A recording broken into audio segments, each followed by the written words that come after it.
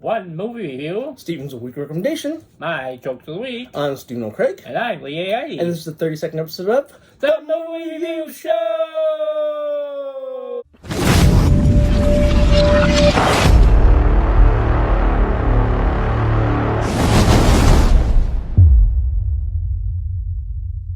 Okay, the Movie Review Show is when Stephen and I go to our local theater, Red Wing Cinema 8, and we watch the new release, and then we review it. We use a popcorn rating system, 1 to 10 popcorn. 1 popcorn being the worst and 10 popcorn being the best. Today's movie it's the same theme was featured in another very popular movie recently, and that movie got universal praise from critics and moviegoers alike. And the movie is Doctor Strange and the Multiverse of Madness. And here's the trailer. Every night, I dream the same dream. And then...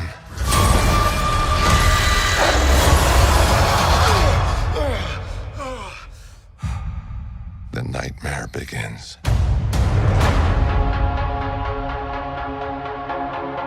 I did what I had to do to protect our world. You cannot control everything, Strange. You opened the doorway between universes, and we don't know who or what will walk through it.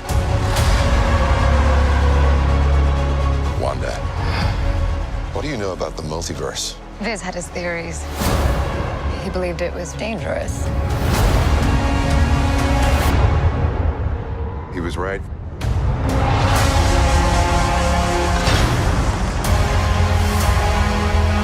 I'm sorry, Stephen. Your desecration of reality will not go unpunished.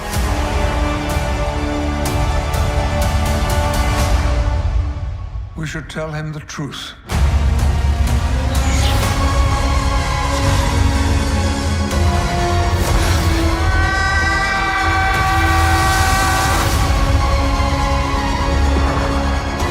Things just got out of hand.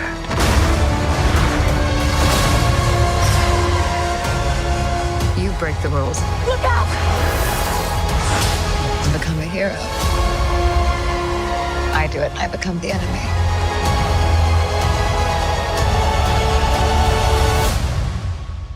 It doesn't seem fair.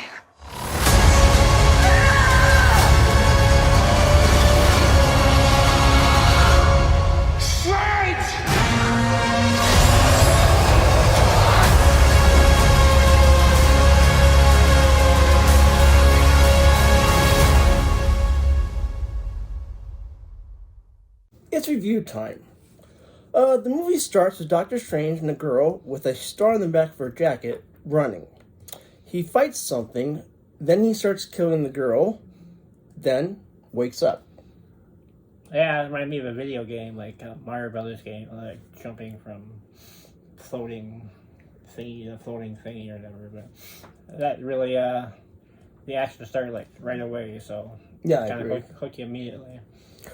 Spider-Man is mentioned once, which surprised me, because I thought since Doctor Strange was in the Spider-Man movie, I was hoping, and this is a spoiler, that Spider-Man would show up in this movie, which he doesn't.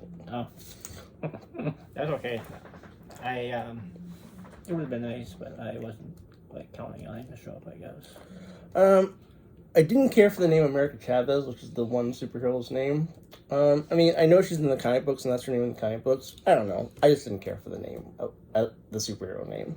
Seemed kind of awkward, but yeah, they could have skimmed over something a little bit better. I like that she had 2 moms. Yep. Yep, I thought that was pretty cool for Yeah. Disney to do that. There is a cameo by someone who's pretty cool. I'll let you see that cameo happen when you watch the movie. Mm-hmm. Elizabeth Olsen, who's the Scarlet Witch, excellent acting. Yes. Yeah, she, like a great villain, has a very logical, natural motivation for what she does, so that's what a good villain is. They just don't act evil to be evil, they have a reason for what she's doing, so I like that too. Here's 3 different things that by people I know. Brandon from work, he said he liked that they tried something different, which they definitely did. My niece said that some parts were enjoyable. And then Sam, who, also a friend, he said that the multiverse takes away impact. And what I think he's saying is, and I agree with it, is like there's no permanence. I mean, if someone died, you can just say they're from a different universe and then bring the same character back a different way.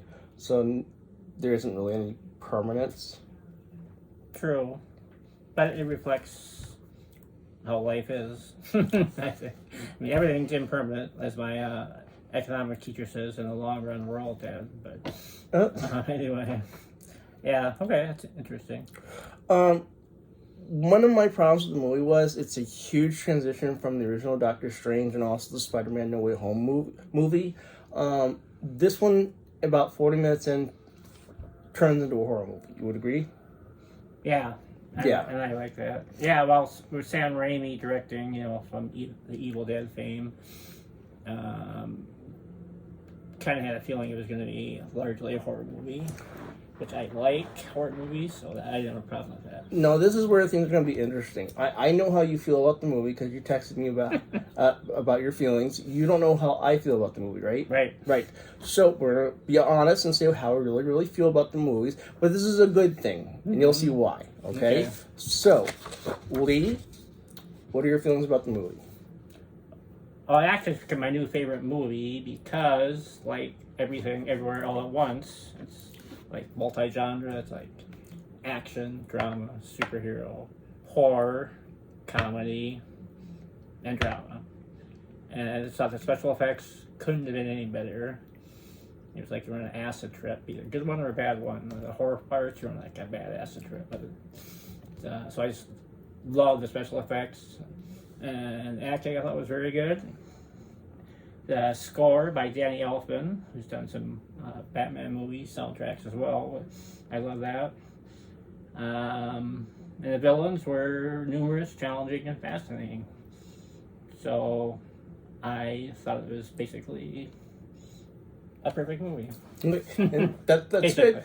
Because so Lee says that for him it was a perfect movie. Now, all movie reviews are subjective. They're based on your own feelings and thoughts and experiences. What you put into the movie and what you take from it. Yep.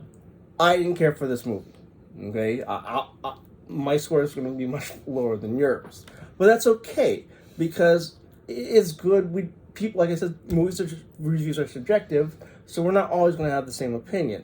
So what I was hoping is for this review episode, in the comments, write down whether you're on Team Steven or Team Lee on this one, just because we're curious to know how you feel about the movie also. Okay? We're not going to feel bad whoever side you decide with, okay? But I thought it'd be interesting to do it that way. Now, more comments, the better. Now, for me, I didn't like that it was a horror movie. Okay? I thought it was too different from the original Doctor Strange and the Spider-Man movie No Way Home.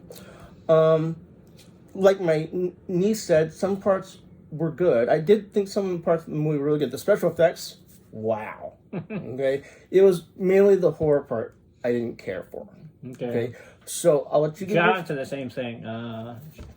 John Royal, who's been on the show before too.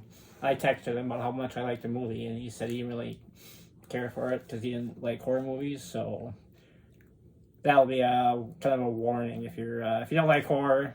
You're not gonna like this movie as much. I do kind of wish they had rated R because I think a lot of parents took their kids to this, and whether you like horror movies or not, it could have been scary for younger kids. Yeah, there's a lot of violence too. Some of the superheroes were killed in pretty grisly fashion. So, yes, that's definitely surprised true. it wasn't rated. Yeah, so it could easily have been rated R for violence. Not really sex. I mean, none of that. But. Yeah, one of the deaths in the movie definitely is a horror movie death.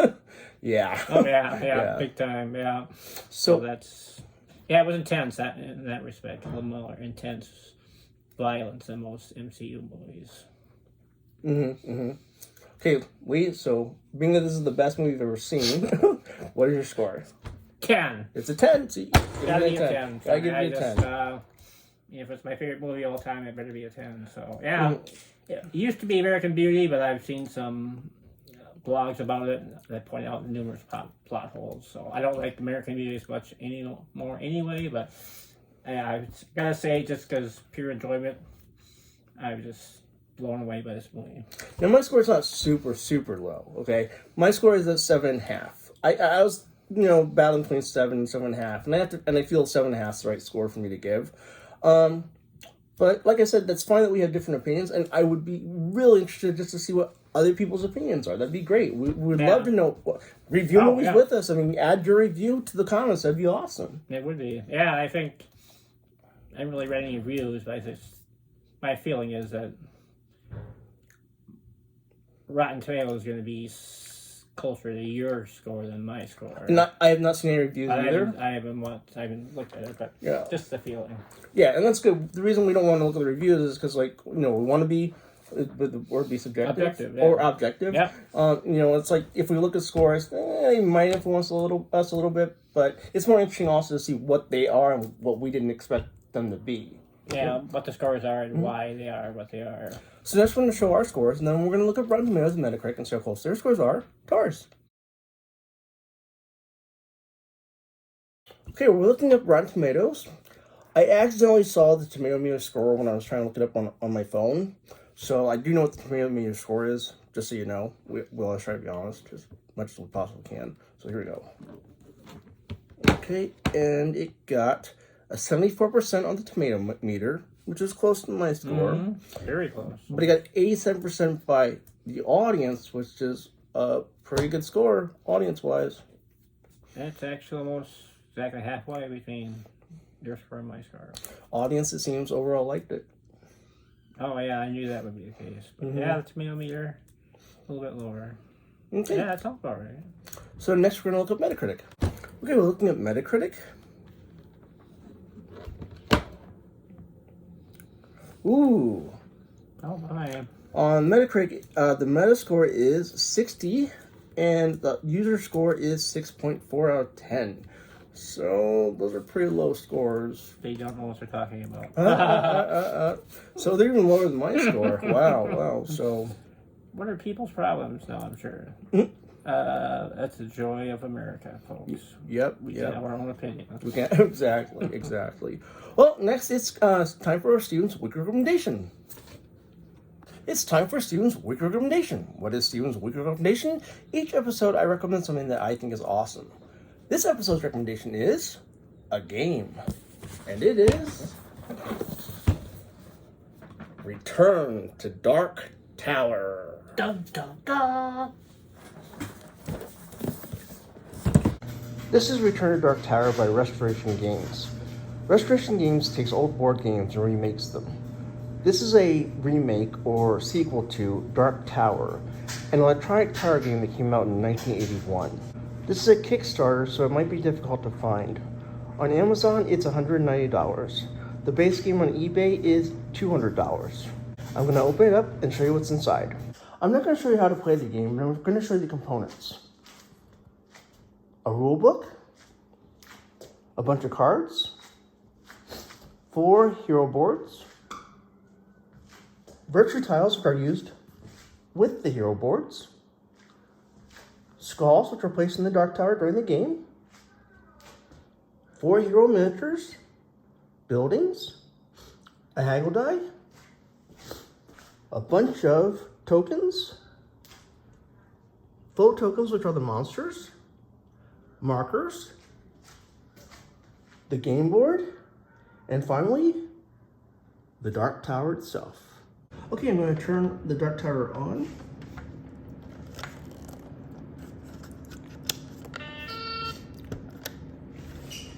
Okay, there it's on. The Dark Tower has 12 seals, and sometimes during the game you're going to have to remove them. Underneath, they sometimes have a symbol, a glyph, which means you can do something, and sometimes skulls will fall out. What to do when a glyph appears isn't explained very well in the rulebook. I also wanted to mention that the battery life for this game is terrible. My friend and I, we played it twice, and during both games I had to exchange the batteries. This game requires an app. The app is an integral part of the game. I'm going to show you the initial setup. So I hit start new game. Make sure the tower's on and hit next. Okay, now it's connecting to the tower. And then it's going to calibrate the tower. I'll show you what it's doing later.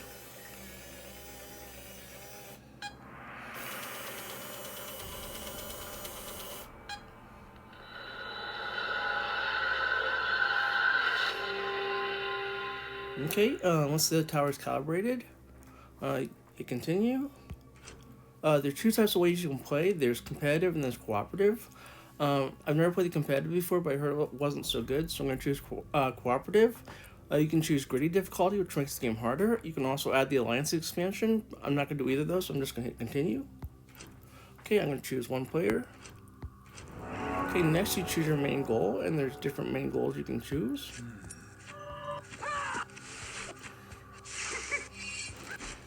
I'm going to choose As Calls Treasures. Next you choose an adversary, and there's different adversaries also. And I'm going to choose Astrider. Next you choose a level 2 foe. I'm going to choose the Oryx. Then you choose a level 3 foe. I'm going to choose the Clan of Nari. Then you choose a level 4 foe, and I'm going to choose Dragon. Hit continue. Then it's going to make sure that everything is the way you want it to be, and then hit continue.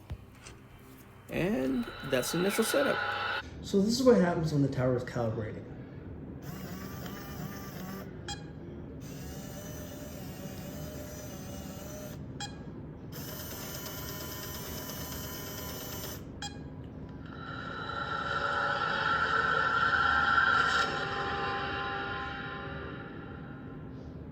So things rotate inside and the lights come on. This is the last thing I want to show you about the game. This is being filmed by my roommate Billy. Thank you, Billy. At the end of every turn, you're supposed to take a skull and place it inside the Dark Tower. There's 4 different areas that have buildings on them. If a skull ends up landing in one of those 4 areas, you have to take the skull and place it on one of the buildings in that area. If a building ever gets 4 skulls, it's destroyed. So I'm going to show you what happens when you put a skull inside the Dark Tower. Now sometimes it gets stuck, which means it may show up later when you open up a seal later. See, it says that one got stuck, so that could show up later in the game. That one also got stuck. And see, that one came out. So then this area is here, so you would take this skull and place it on a building in that area. And that's how the skulls work with the Dark Tower. Next, it's my final thoughts. Thank you. These are my final thoughts on the game. I do recommend it, but not at the $200 price point.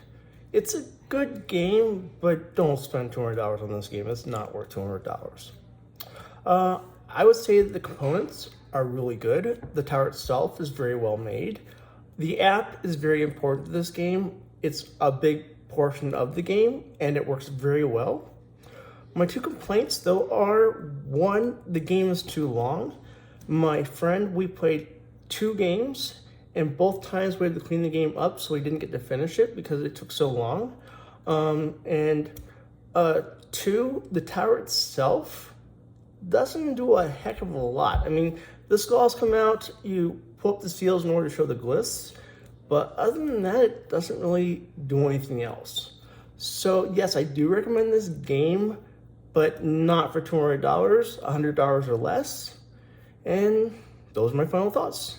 Next, it's time for Lee's Jokes of the Week. It's the end of the show, which means it's time for Lee's Jokes of the Week. All right, all these are actually there's only one multiverse joke. The rest are just universe jokes in general. So here we go. Why did the alternate universe Spider-Man do well on his driving test? I don't know. He was an excellent parallel parker. Oh, parallel parker. Number 2, one of the most powerful biscuits in the universe. I don't know. The Infinity Scones. Ha. Disney just tweeted they won't be making new MCU movies, but the tweet was cut short because they ran out of characters. Aha. Why didn't Elon Musk purchase the universe? No. Even for him, it's too expansive. Expansive. When was it proven the universe is predeterministic? No. Tomorrow. I missed that. Just say that again. Tomorrow. When was it proven that the universe is predeterministic? Tomorrow. I don't get it. It means things are going to happen. We already know they're going to happen. And so tomorrow, I've already said what's going to happen today. Oh, okay. Okay, this one you'll like. Last one. It was a sad and disappointing day when I discovered my universal remote did not, in fact, control the universe. Ha ha. Not even remotely. Remotely. Double joke. That's all the universal jokes, all the universal humor I have for you right now. Well, that's the end of the show, and as always, we'll be watching For you. Okay, really quick, we wanted to remind you to like, comment, subscribe, and also that we're really serious about the comment thing. We want to hear your comments. We want to hear reviews on this movie, whether you're Team Lee or Team Steve. We think that would be really fun. So, thank you all. Have a good day. Bye.